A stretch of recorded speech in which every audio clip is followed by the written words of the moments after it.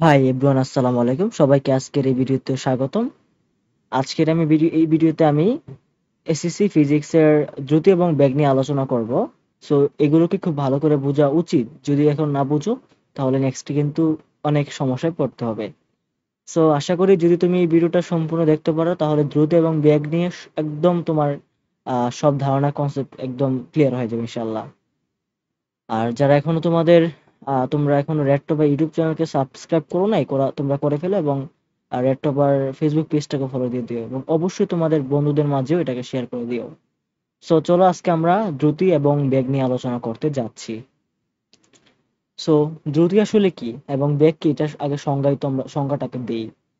আসলে দ্রুতি মানে হচ্ছে সময়ের সাথে দূরত্বের পরিবর্তনের হার, আর বেগ হচ্ছে সময়ের সাথে সরণের পরিবর্তনের হার। ঠিক আছে, তাহলে এটাকে আমরা ম্যাথমেটিক্যাল টার্মে কি বলতে পারি দেখো তো। যদি আমরা দ্রুতিকে বি দ্বারা প্রকাশ করি, আচ্ছা দ্রুতিকে আসলে ইংলিশে বলা হয় স্পিড। হুম। আর ব্যাককে ইংলিশে বলা হয় সম্ভবত ভেলোসিটি। ঠিক আছে, ভেলোসিটি। আচ্ছা দ্রুতিকে যদি আমরা বি দ্বারা প্রকাশ করি তাহলে এখানে এটা হবে কি, যে দূরত্বের পরিবর্তনের হার। তাহলে পরিবর্তন হার হলে মনে করো এখানে দূরত্বের পরিবর্তন না, তাহলে এখানে দূরত্ব লাগবে উপরে, আর হার সময়ের সাথে বলছে না, তাহলে নিচে হবে টি।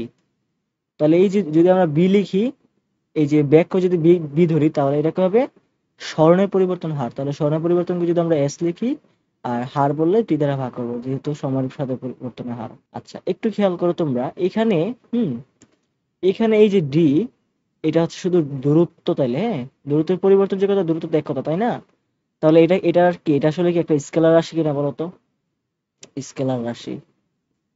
তাহলে এটা সময়, এটা তো অবশ্যই স্কেলার রাশি, এটা তো দিক নেই।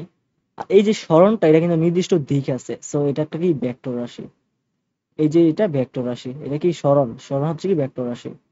তাহলে আসলে আমাদের এই যেই, আচ্ছা এটার যে ইয়াটা কি হইতো বলতো, দূরত্বের যে এককটা হচ্ছে মিটার আর সময় একক এস, মানে সেকেন্ড। তাহলে এটা একক হচ্ছে মিটার পার সেকেন্ড, অথবা তোমরা এটাকে লিখতে পারবা এম এস ইনভার্স ওয়ানে লিখতে পারো। ঠিক আছে, আর এটার একক সেম সেমও হবে এখানে এম, মানে এই যে স্মরণের একক কি মিটার না, অবশ্যই মিটার, একই একক কিন্তু একই। এখানে সময়, তাহলে কি M S M per second মানে মিটার পার সেকেন্ড, অথবা এম এস ইনভার্স ওয়ান লিখতে পারো। ঠিক আছে, এবার দেখো আমরা জানি যে দূরত্বের একক মিটার, স্মরণ একক মিটার, বাট হচ্ছে দূরত্ব কিন্তু কি একটা কি রাশি, অবশ্যই একটা স্কেলার রাশি। কিন্তু স্মরণ কিন্তু স্কেলার রাশি না, সে ভেক্টর রাশি। কারণ কি, স্মরণ তো নির্দিষ্ট দিকে, তাই না? কোন একটা নির্দিষ্ট দিকে, এর জন্য স্মরণটা কি হচ্ছে ভেক্টর রাশি। কারণ কি, স্মরণটা হচ্ছে কোন একটা বস্তুর আদি এবং শেষ অবস্থার দিকে সরাসরি দূরত্ব। ঠিক আছে, এটা হচ্ছে কি স্মরণ। সো এটা হচ্ছে এর জন্য ভেক্টর। যেহেতু এটার মধ্যে দুইটাই স্কেলার, সো দ্যাটস ওয়াই হচ্ছে আমাদের যে যে দ্রুতি আছে, এটা একটা কি রাশি হবে, একটা স্কেলার রাশি হবে। তাহলে দ্রুতি কি রাশি, স্কেলার রাশি। ঠিক আছে, স্কেলার রাশি দ্রুতি। ঠিক আছে।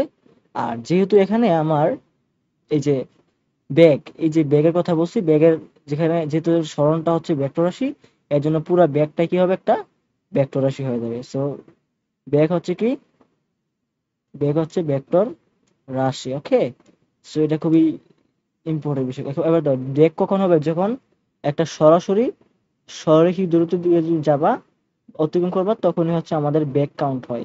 ঠিক আছে, একটা নির্দিষ্ট দিকে কি সময়ের সাথে যে দূরত্বের পরিবর্তন, অর্থাৎ কি সময়ের সাথে সরণের পরিবর্তনকে আমরা বেগ বলবো। আর এই যে দ্রুতির ক্ষেত্রে কিন্তু নির্দিষ্ট কোনো দিক নাই, আবিজাবি আঁকা বাঁকা হইতে পারে। এখন এটাকে আমরা যখন বলবো সময়ের সাথে এই দূরত্বের পরিবর্তনটাকে আমরা দ্রুতি বলবো।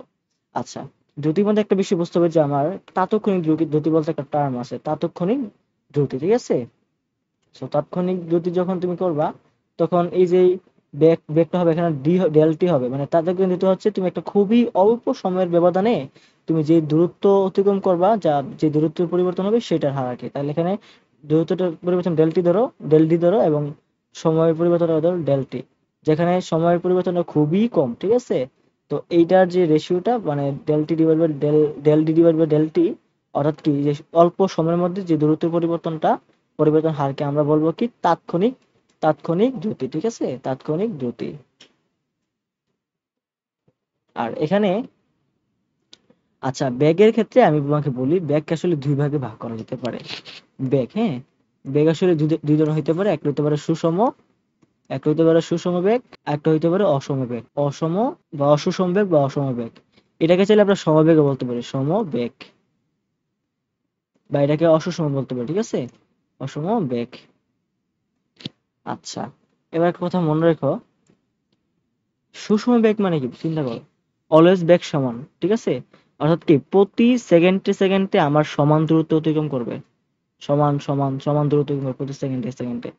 এই প্রতিটা সময়ের ব্যবধানে সমান সমান দূরত্ব অতিক্রম করবে, ঠিক আছে? ধরো একটা স্ট্রেট লাইন ধরো, এখানে ধরো 1 সেকেন্ডে সে 2 মিটার গেল, 1 সেকেন্ডে।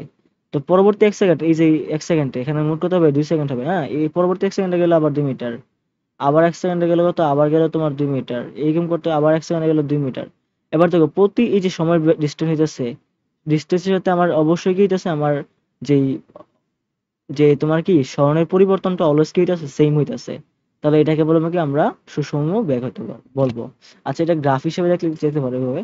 ধরো তুমি এখানে এদিকে ধরো তুমি হচ্ছে সময়টাকে কাউন্ট করবা হচ্ছে এক্স এক্সিস বরাবর বরাবর, আর এদিকে হচ্ছে আমরা আহ সরণটাকে হচ্ছে ইয়ে করব। তাহলে সুষম বেগের গ্রাফটা হবে এরকম আর কি, এরকম সমান সমান একটা কি হচ্ছে একটা রেশিও অনুযায়ী, সে সমান একটা কি রেশিও অনুযায়ী সে আগাবে। তার অলওয়েজ কি হবে, তার যে এস বাই টি এর মানটা অলওয়েজ সেম থাকবে, এটা হচ্ছে বি বেগ।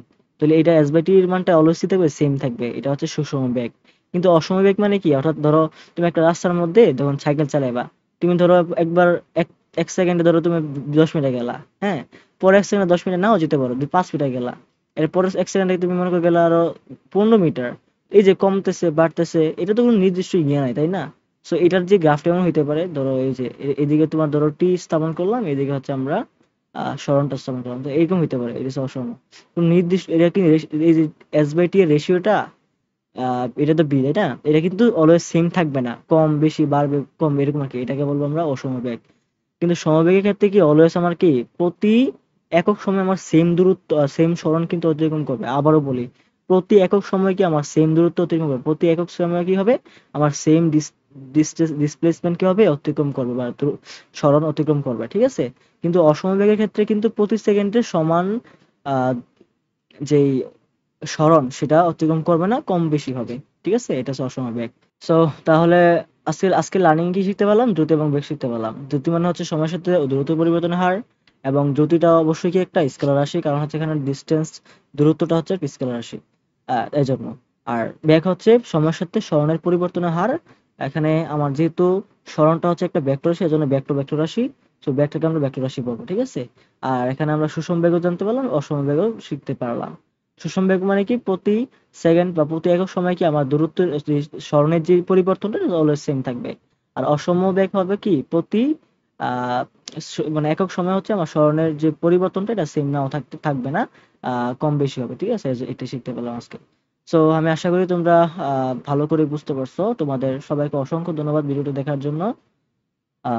তোমরা আমার পাশে থেকো। ধন্যবাদ সবাইকে। আসসালামু আলাইকুম।